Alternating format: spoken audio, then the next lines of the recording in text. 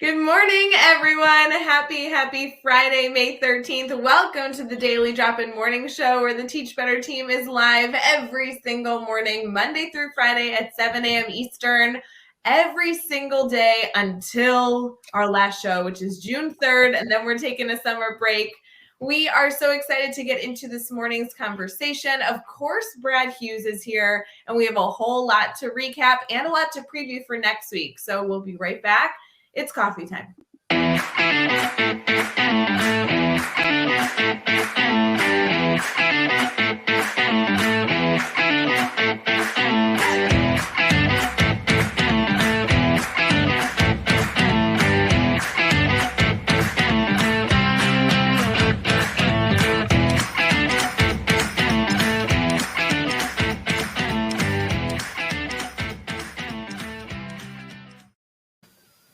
Good morning, everyone.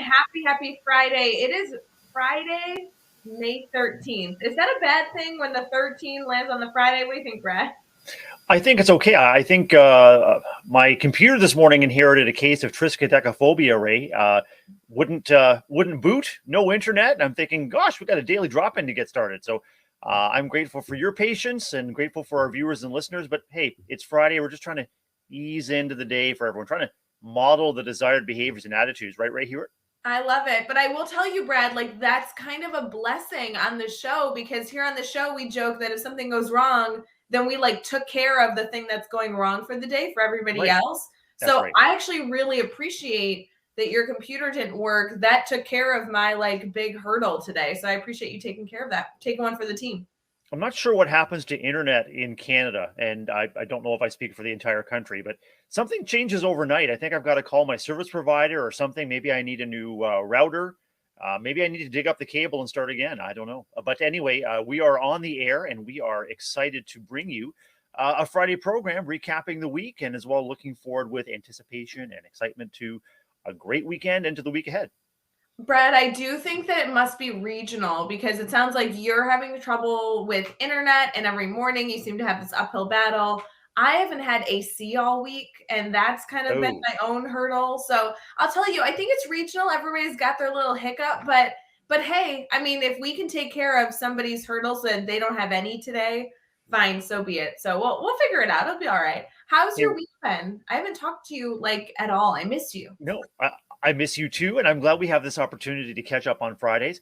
I've had a great week, and the weather's been beautiful here in Southern Ontario. We've had highs in the 80s, beautiful weather to be outside. We have a lot of outdoor learning opportunities happening and a lot of outdoor play opportunities.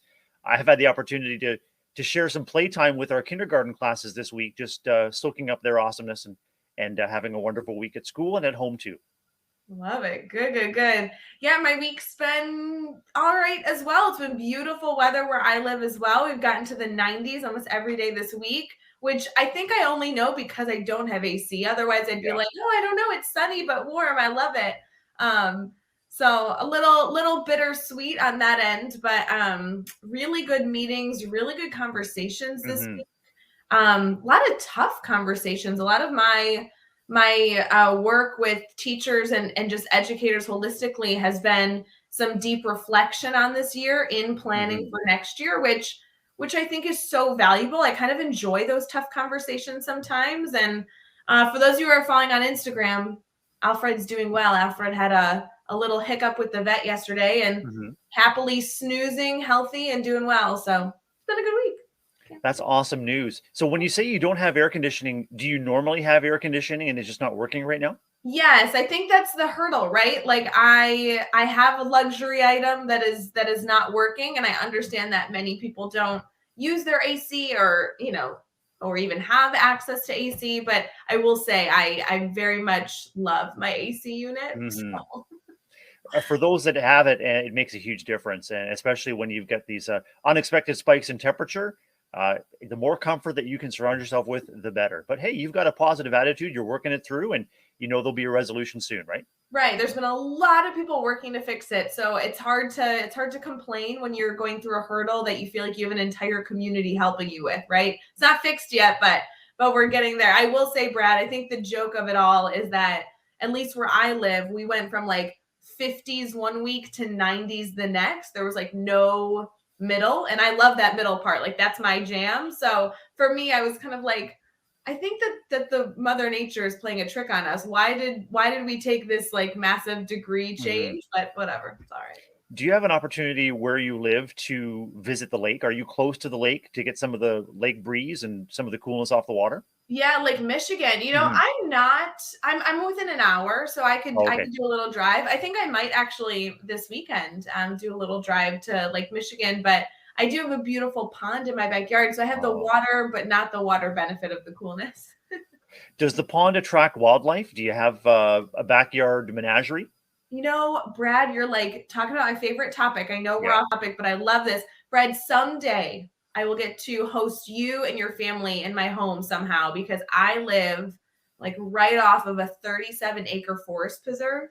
And Wow. I am in love with that like opportunity to see birds and animals galore. It's so fun. I feel like you would enjoy it here. I know I would. I've never been to Chicagoland area. Beautiful. I'm looking forward to visiting that area, soon and with hosts like you, especially with a host that has her way around the city and the country and her very own menu item at a favorite restaurant. We can't go wrong. Can't go wrong. Hey, speaking of food, because why not? It's Friday. Right. Guys, I'm geeking out because I just published a blog at Teach Better. I know that people do that all the time, but it's kind of fun when I actually get a blog that gets featured. So shout out to our blog department that allowed me to blog this week. And it's on French fries. How funny is that? There's French fries are no laughing matter. They are among the most serious snack foods, and French fry aficionados like yourself, Ray, take it very seriously. The thinness, the crispness, the ratio of potato to salt. Do you like do you like French fries just with salt, or do you like added seasonings as well? Oh, I'm a classic person, salt all Yeah. the way. I'd love to hear in the comments this morning. What's your French fry go-to? Like, are you a salt person? I like the other seasonings, but not on my fries. I also really like the thin, crispy fries versus the steak fries or the waffle fries. Let's see everybody's comments this morning. That'll be good. What's your preference, Brad? I like them crisp, right out of the fryer with some salt. They're also really good sprinkled with malt vinegar and Oh, Old Bay seasoning is really good. I think that's the way many folks on the East Coast enjoy it, love it. in the Chesapeake Bay area. So really, really good. Marianne in the comments prefers French fries with gravy and cheese curds and all kinds of toppings. Yeah. Poutine, it's very good. This is something that comes up every single time we talk about French fries on the show, which I'm proud to say this has not been the first. We talk about French fries probably like every month, and somebody always says, "Ooh, you have to try poutine," and I'm like, I would love to. I've just never had the opportunity, so I think I need to put it on my summer list to find a way to hunt it down. Does that seem realistic? Do you think I can do that? Oh, absolutely. You might be able to find any number of food trucks in your area, Ray, that specialize in poutine Ooh, and different toppings. Something about poutine that I'm not crazy about is like you. I like the French fries crisp and hot, and of course the ingredients on poutine make the French fries really really soggy. So it reminds me more of kind of a loaded baked potato, but it is delicious, and if you can find just the right ingredients and the right provider, you'll love it. Well, maybe Brad, it's more about when I find this food truck. That's a great recommendation, by the way, because there's a ton of those I know in this community. I need to get a side of French fries with my poutine. That way, I can try the poutine, enjoy it, kind of add that bucket list item, but then still have the side of fries that are crispy and salty. I can't think of any entree with which a side of fries wouldn't be a welcome addition. I love it. I love it. All right, Brad, I know that we have been so off topic, but it's always fun to talk shop with you. Should we document our moment of gratitude this morning before we head into all the fun? We should, and I'd like to invite you to reflect on and document something that's coming to mind for you, Ray. Something that's coming to mind for something you're grateful for, thankful for, an opportunity, a person, a place, whatever it is. What's on your mind? Yeah, I appreciate it. I don't know why, and I don't mean to be stuck on one topic. There's so many wonderful things to celebrate throughout the day, so many wonderful things that have even happened this week or plans this weekend that I'm excited for, family I'm appreciative of. But Brett, it really was really wonderful this week. And I know I'm sorry, this is so silly, but like to write a blog and be a blogger for our team. I know that Mhm. probably like so simple. I know like over 200 educators do it all the time with our community, but it was so interesting for me to, you know, I read our blog every day. I love being able to consume information there. And I obviously get to interact with our blog department every day because the Teach Better Teams blog department has, 4 to 5 different educators that make that function day in, day out. And they kind of sparked like, hey, does anyone want a blog? Kind of brainstormed an idea, submitted it. And it was so cool to be able to go through the experience of communicating with the editing team, getting emails, getting feedback on my piece, getting, the editing, not only for the language, but also the graphic design be communicated to me. I thought that was so neat. And then to be able to see it published and see it on the website last night was so awesome. I got a confirmation email like this. I guess it was just so cool to go through the experience because I don't get to do that. So, and then I have that like tweetable comment in all the blogs. So right away, you're seeing people share and celebrate your writing. It's just something I really, really, really am grateful for our blog department. I thought it was so stinking cool.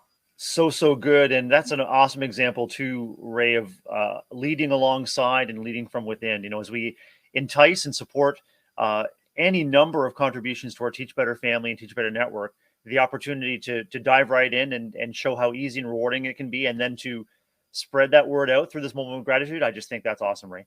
So fun. For anybody listening, whether you consider yourself a blogger or not, just like friend to friend, I don't consider myself a strong writer. I really, really don't know that I'd be comfortable writing a piece and then just like automatically seeing it published on the internet. I think that takes a lot of, gumption to be able to have that confidence. I really value the fact that our blog department believes in a collaborative experience. They do so much editing to support you, to make sure your message is communicated in the way that you feel most confident. And I so love the graphics that are created and the marketing that supports it. So if you're considering at all, if you want to challenge yourself, I would love to challenge each and every one of you to do like one blog this summer. Do one blog before the end of July on any topic you want. If you're interested in that, you can head to teachbetter.com/blog, which I know we just displayed on the screen. If you scroll all the way down, there's a form to submit to be a guest blogger. Or honestly, if you just direct message me, I'll connect you with our blog department. They're cool.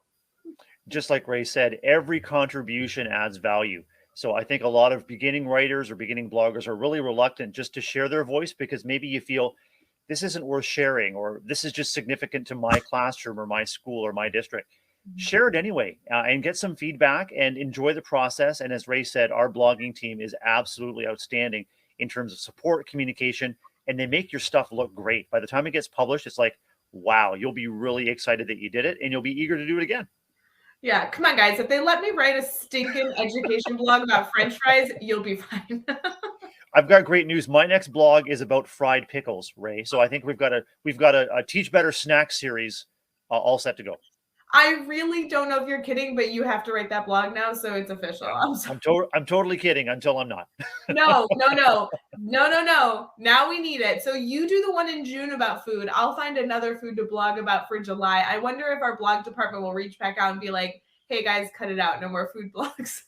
Adam's saying you just never know who needs to hear the message you blog. And that's right. And then Adam, I consider when that message reaches the right person at the right time, just think of the ripple effects. Any changes in practice are going to ultimately impact the lives of kids. It's really incredible. So yeah, I mean, education is like a fried pickle. Hang on a second. I gotta give that some more thought. But anyway, I'll get back to you, Ray. While we ponder that thought, we'll be right back with good news.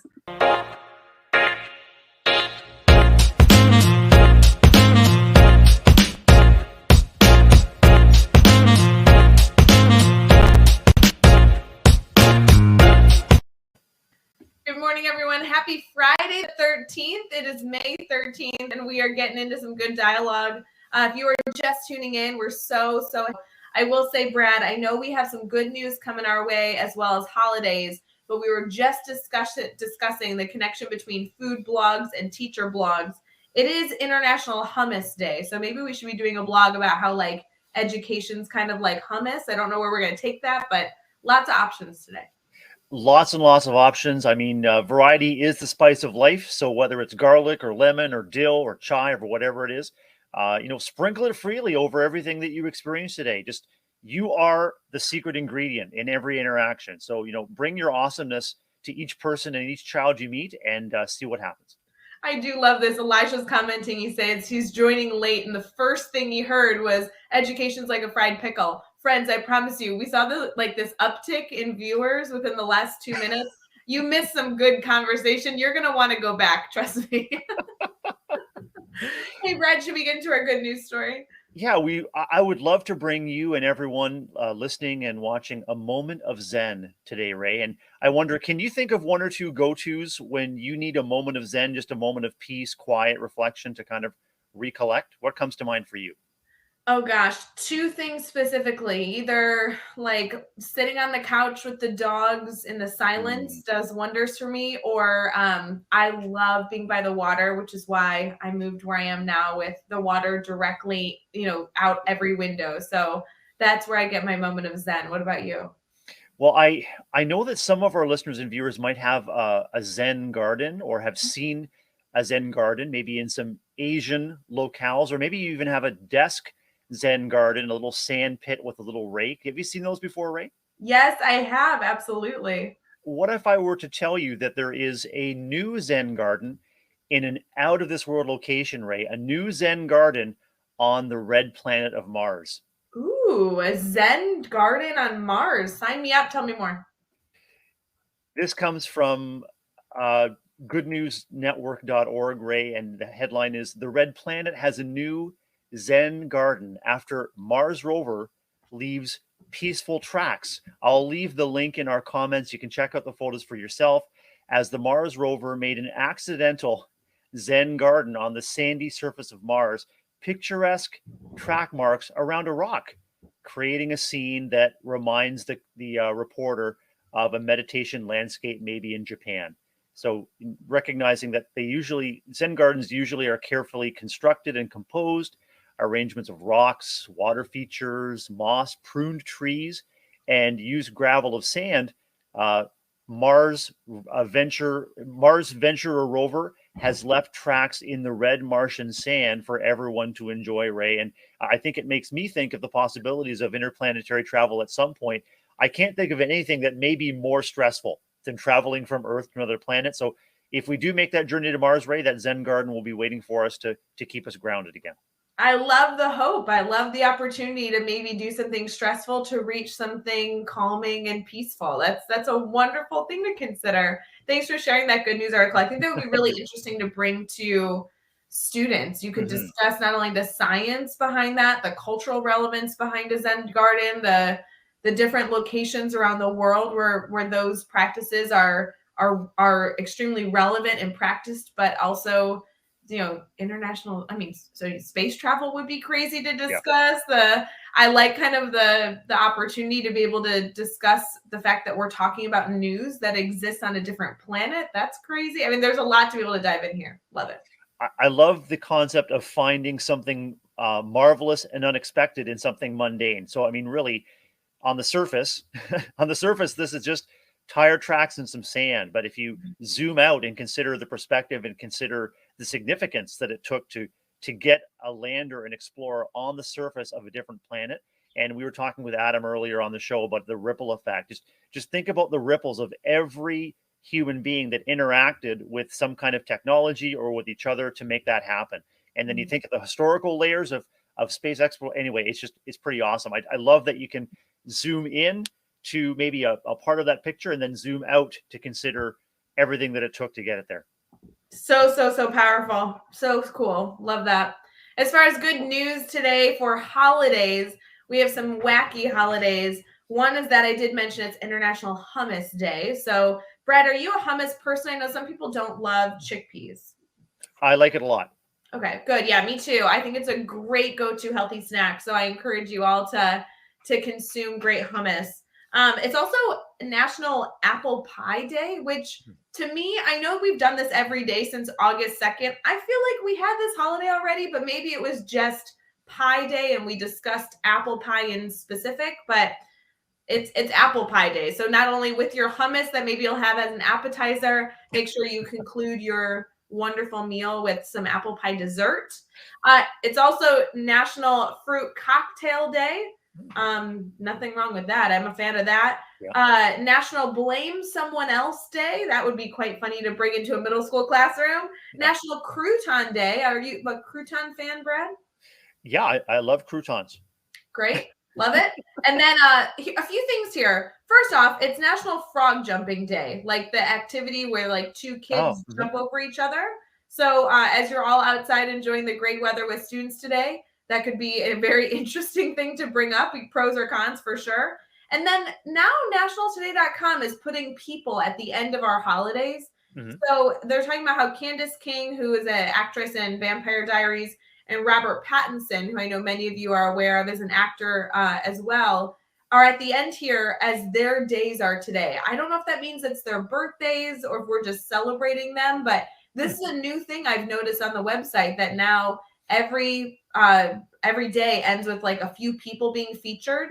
And Brad, while I am aware of these two people today, I think it's making me realize how many actors, actresses, and celebrities I don't know. Because like for the past few days, there's been people where I'm like, I don't know who that is. I don't know that I'm very cultured.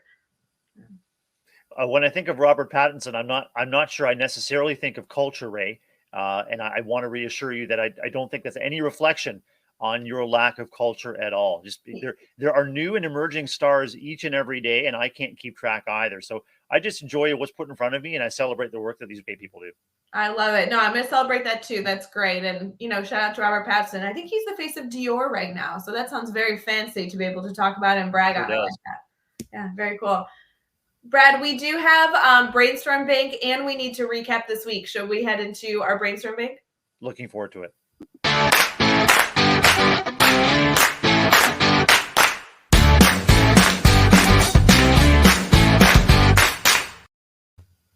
Good morning, everyone. Thank you for dropping into the Daily Drop-In Morning Show, where the Teach Better team gets to be live on Facebook, YouTube, Twitter, Twitch, and LinkedIn. Shout out if you are over on the podcast, whether you're listening to it now, or even if you're just a podcast listener, please go subscribe, rate, and review Teach Better Talk podcast.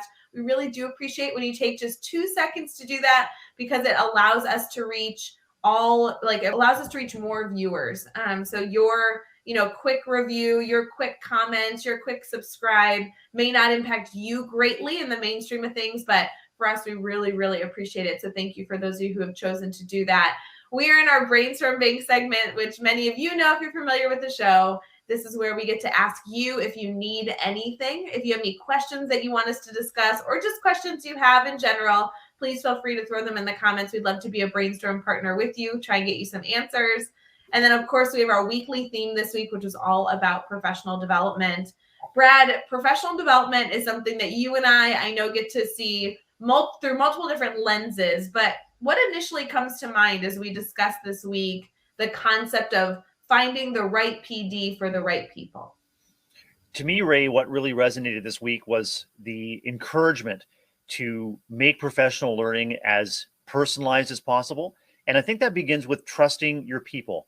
It begins with trusting your people to know what they need to serve and support themselves so that they can best serve and support their students.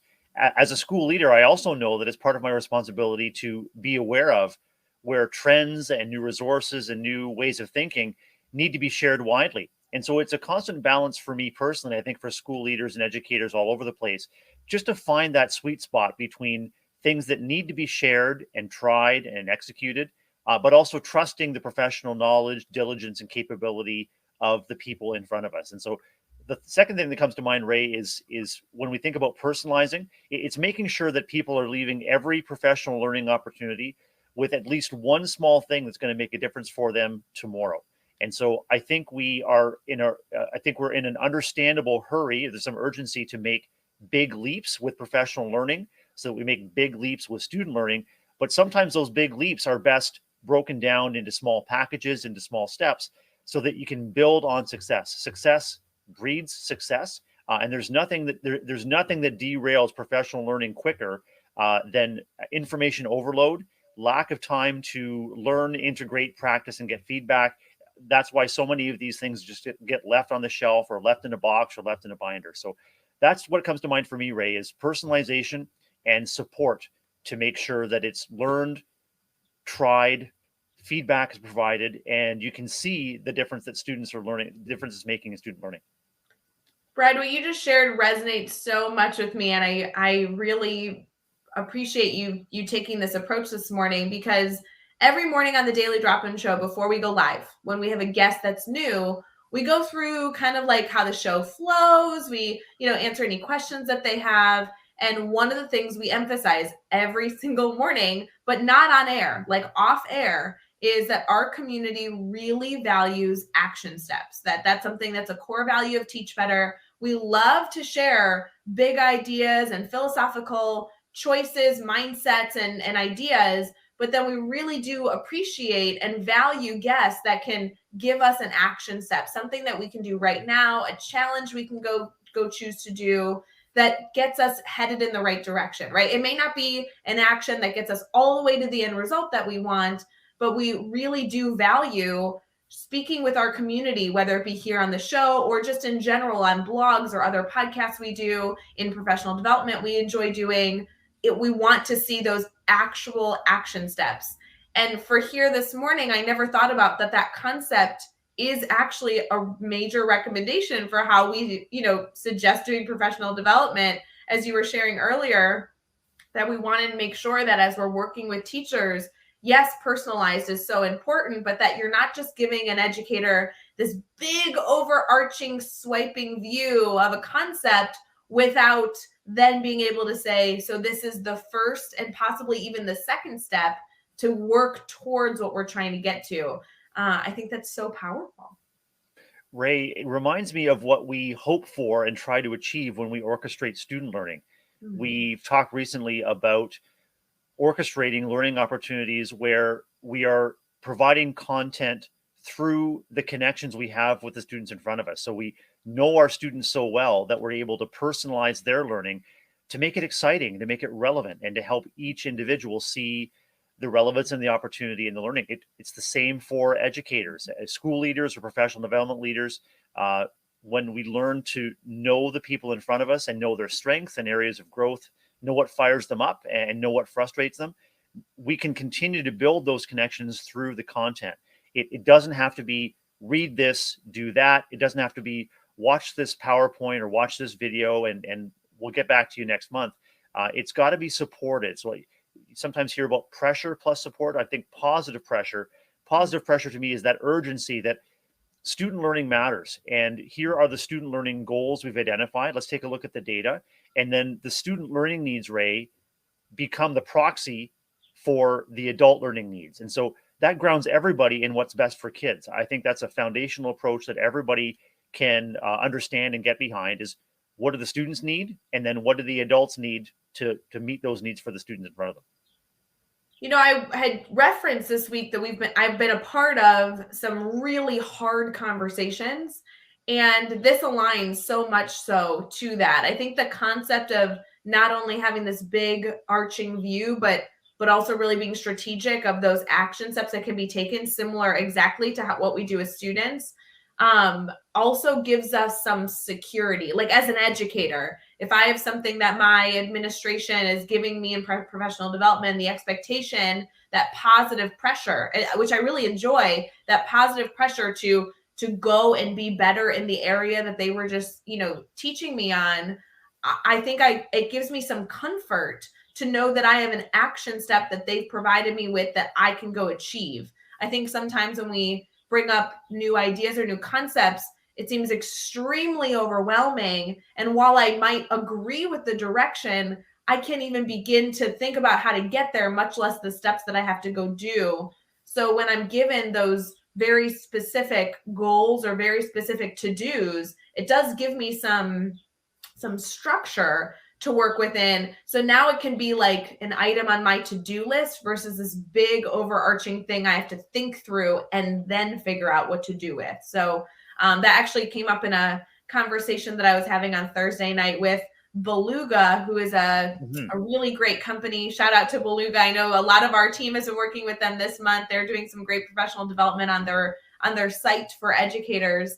But part of our conversation was trying to find some structure to work within, because we feel, or at least I do, I find that most educators feel most comfortable in a space of overwhelm, in a space of stress, to have action items versus just philosophical ideas that then get washed away.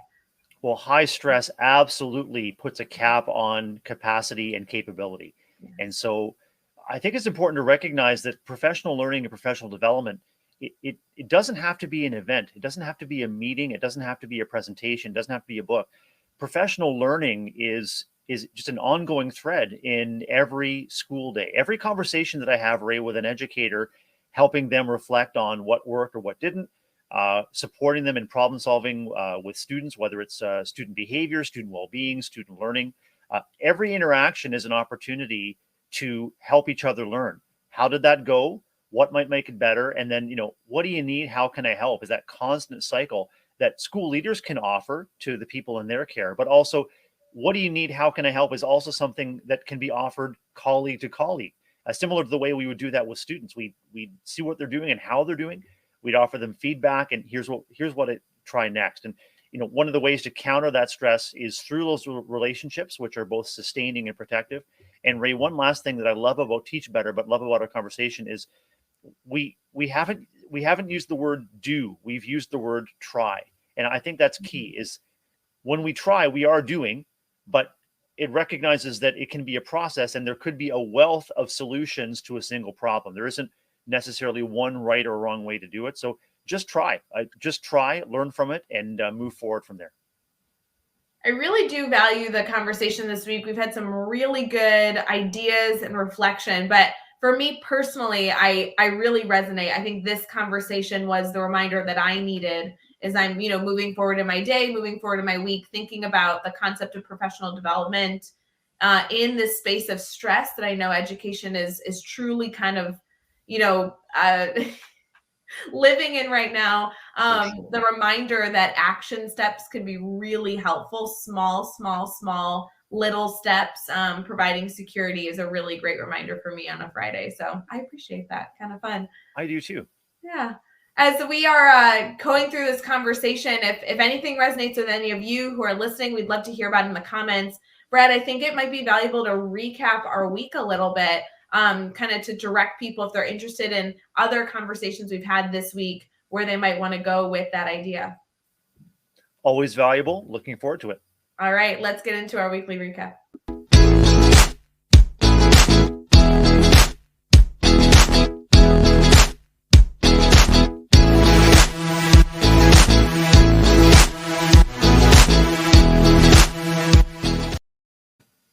All right, friends, as we head into our weekly recap with that awesome tune, you guys know I love that commercial we get to play. We are headed into not only what happened this week, but Brad, I'd love to highlight, maybe not even on the show, I know, but there's so many strategic meetings that are happening with the Teach Better team, especially those districts that are meeting with Chad Ostrowski and Dr. Dave Schmittou. One of the areas that I know are taking up a ton of their time is the grant that we received from the state of Ohio with Remote edX, that we are working with over 16 ESCs in the state of Ohio. One of the biggest things that have been taking up our time over the last month has been having strategic meetings with all of those ESCs, those communities, and brainstorming what professional development might work best for their districts and their communities and their areas with their students. So as many of you, I'm sure, are still chewing on the type of professional development you may want to conduct at the end of the year with your teachers, or even planning 2022-2023 school year, please know that our community here in the Teach Better family would love to brainstorm with you. We do a ton of strategic planning with districts and with different buildings. And so if you need a little boost or want a little bit of an outside perspective, I'd love to connect you with Chad Ostrowski and Dr. Dave Schmittou, who are just doing that day in, day out these days with getting our schools ready for next year. So just a little shout out to them and the work that I know they're doing that has definitely been active in this past week. And hey, Ray, a shout out to our process of refreshing and revitalizing our admin mastermind. And my friend and colleague Josh Tovar in the comments is saying, what kind of PDD ideas can we get started right now. And I'm excited to share with Josh and everyone listening that beginning in June, we'll be making some shifts in Mastermind where we're going to be coming together for school leaders and aspiring leaders and anyone in a leadership role or who aspires to one, coming together around topics just like the one Josh suggested. Let's start thinking now about what might make the biggest difference in September. And so we're looking to bring people together around a topic not only of interest, but of urgency for school leaders as they plan and as they work to improve their communities. And so Josh and everyone listening and watching, watch out for new information about Mastermind, new time, new focus, and bringing people together around those learning opportunities that are most important for school leaders right now. I love it. I think all those specific details will be in your inbox around the 23rd. But Brad, I think the reminder early on is good because, getting a little reminder to jot on our calendar is great. Make sure you join us on June 7th and every Tuesday following at 9 a.m. Eastern. I love the opportunity that we're going to be adjusting it slightly to include themes and allow other administrators to be able to bring in their expertise to this incredible mastermind crew. There's badges that can be earned. Who doesn't love a good certificate to be able to brag on the work that you're doing? Give you a little bit of credit for all the discussions that you've chosen to be a part of. And I do know that while the final details of that information will be in your inbox here in just a week or two, I do know that the website over at teachbetter.com/mastermind has some good, juicy details already. So if you want to head there, you can go see it. Love it. Ray, nothing beats a good spoiler alert here on the Daily Drop-In. So I'm glad we were able to dig into that for a second. So fun. And Brad, I mean, you as a facilitator of that, I know that our Teach Better community loves seeing you on Daily Drop-In. You could have 2 doses of Brad a week. Those are good things. It's a good thing for me. And we talked about ongoing professional learning. I leave those mastermind sessions, Ray, so refreshed and energized and grateful for the strong work of our school leaders. And I leave better. And we talk about better today, better tomorrow. I leave better from every interaction with those folks on Mastermind. So excited to do that. Yeah, if you're listening right now and you're not sure if it's a good fit for you, some key reflection points before maybe you head over to teachbetter.com/mastermind to read it in its entirety. If you are a leader in your school building, principal, assistant principal, instructional coach, even if you're an assistant superintendent or a director of curriculum and instruction, really any leadership role where you are working with people, planning strategically, those types of roles are perfect for this group. So it doesn't matter where you're located in the world. We have people all around the US and Canada. We have Guatemala represented, Australia, England, anywhere that you're located. We'd love to have you. We'd love to celebrate you and have you be a part of that dialogue. And especially with the themes, I'm very excited to hear the multitude of perspectives. I know we're starting out with school scheduling, which will be a really interesting topic for the month of June. So head over to the website. You'll see all those details. And it's completely free, Ray. I want to just mention there's no cost. There's no obligation. No operators will be standing by to take your call. Just come, just try, show up and see what the value is there for you. I always forget to mention that, Brad. Always, every single time I talk about Mastermind, and people assume that you have to pay a boatload of money a month to be a part of it. Friends, it's totally free. Just come hang out. Exactly. You show up, you hang out, you meet fantastic people doing great things, and there's also that community spirit. Is that mutual support? There's practical ideas for sure, but there's that mutual support of leaders who are doing the great work in very challenging situations, and hopefully people leave feeling restored and knowing that there are people who care. So good. So good. Well, okay. So let's recap the week before we end our show. I'm sorry about this, guys. We were just so excited about Mastermind. I'm so excited. Yeah. Obviously on Monday, we were joined with Jeff Gargas. So Jeff Gargas was live with us on Monday. I think we had a fun time. It was good discussion and fun to get started with the week that way. Jeff hadn't been on for 2 weeks. So if you just miss his face, definitely go check out Monday's show. Tuesday, we had Chase Milkey join us. I think that was one of my favorite daily drop-ins. I think that's going down in the top 20. Personally, for me, he had so much to share and has so much beyond that show on his website to go share and consume, all dealing with stress and overcoming stress that we carry. What I really valued is, in my opinion, it wasn't fluffy. I really liked that he had action steps. I liked that he was able to categorize the choices that we make and how that can affect us long term. That's my style of PD. I want action steps and I want really good questions that cause me to deeply reflect. I felt like he did that really well on Tuesday. I agree. I love that episode. I loved that Chase is committed to providing tools for self-care, but also is also recognizing that self-care has to exist within a community or a system or a district or a structure where it's possible. So you can't keep asking educators to do harder and harder things and then say, oh, by the way, take care of yourself. That's just disingenuous, and it's a real disservice to educators who need love, support, and companionship from leadership through their hard work. So a shout out to Chase, and I really benefited from that episode. I'm looking forward to keeping in touch with him.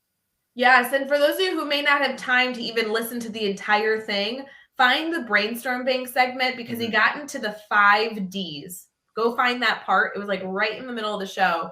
I thought that was like one of the biggest takeaways that I really enjoyed. So go check that out. Brian Zwemke was with us, on Wednesday. And Dr. Brian Zwemke is not only an active part of our Teach Better community, but he's also partners with you, Brad, to facilitate the admin mastermind. It sure is. That was a fun discussion to be able to have with a very familiar face to our community on Wednesday. A tremendous heart-led educator, Dr. Brian Zwemke, and I've so enjoyed partnering with him for Mastermind, and so grateful for his diligence, his preparation. He always shows up ready to add value. So fantastic episode too.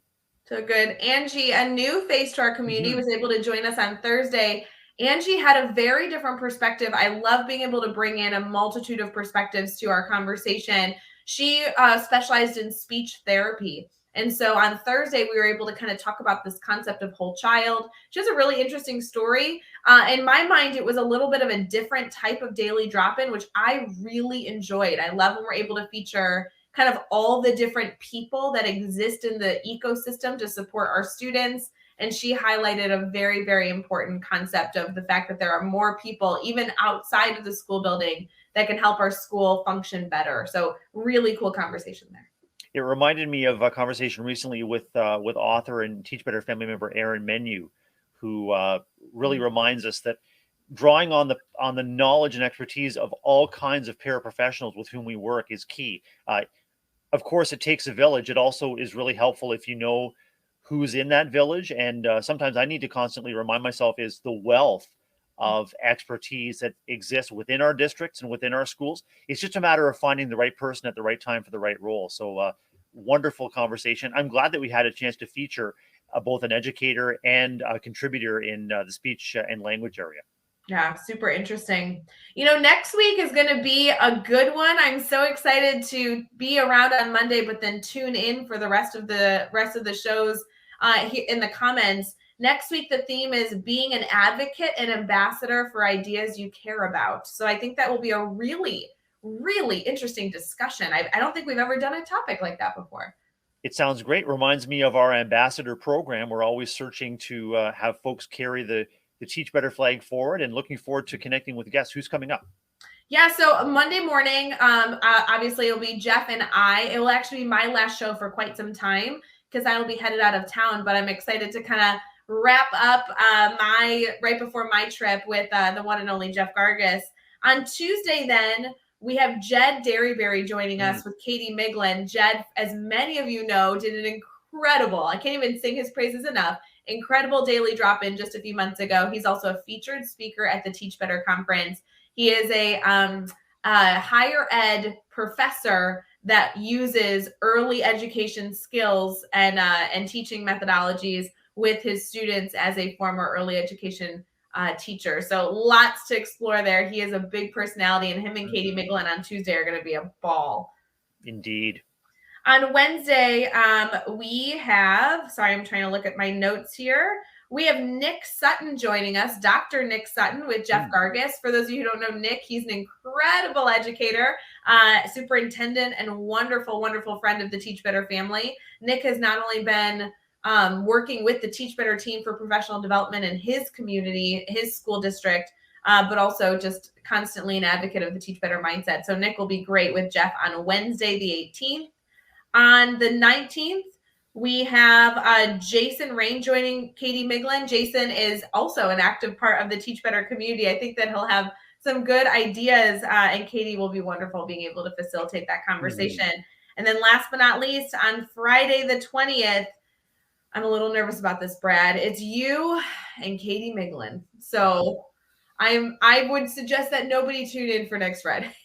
It may be just so awesome that it overloads everyone's bandwidth, and I'm looking forward to connecting with Katie.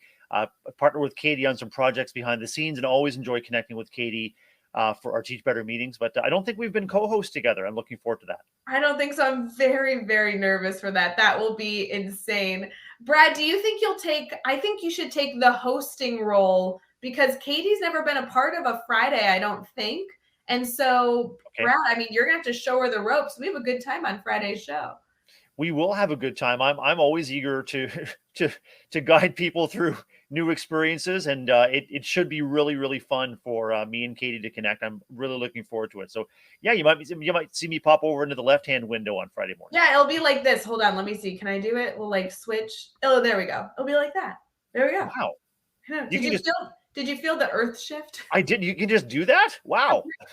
Apparently. I mean, I could switch you back, but you look good over there, friend. I appreciate that. And I kind of feel like the moment where you go over the roller coaster dip, and like that, I just got to get my bearings again here. Okay. Yeah, guys, for those of you who are listening and not watching, Brad is now on the other side of the screen. And I think it's funny because Katie Miglin comments every single time I'm live with her. She's like, Ray, you belong on the left side of the screen. For whatever reason, right now I'm on the right and Brad is on the left. And I want to know, does it mess you up, friends? Do you feel like this is not the right setting for all of you? Brad, I think you look great over there. I think we should keep you on the left.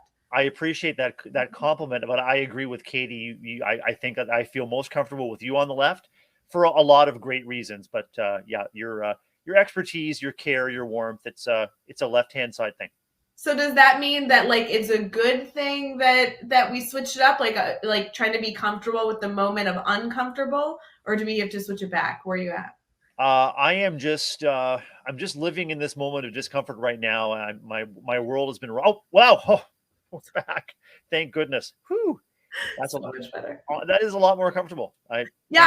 I don't know why, but Brad, to be fair, you looked good on both sides, but for whatever reason, the switch happened and it was like a little bit of de-stress that happened. Yeah, I agree. That's good. I think we're just going to, this is the Ray and Brad layout, and we'll have to experiment when Katie and I are together. Maybe we can flip back and forth and see where we land as well. Like every segment, just flip-flop, I think. Right. Oh my goodness, friends. We hope you have a wonderful, wonderful Friday. It is Friday, May 13th, and while it may be a nutty day, Brad's internet went out earlier, so you know that no hiccups are headed your way for today. It's going to be smooth sailing. Brad already took care of any hiccups or hurdles that you had to go through today, so we're happy to be able to do that for you. Brad, I hope you have a wonderful Friday and an even better weekend. I wish the same for you and look forward to reconnecting with you as a daily drop-in viewer with you and Monday morning. Can't wait. All right, friends, have a good day. And if you need anything, please feel free to reach out.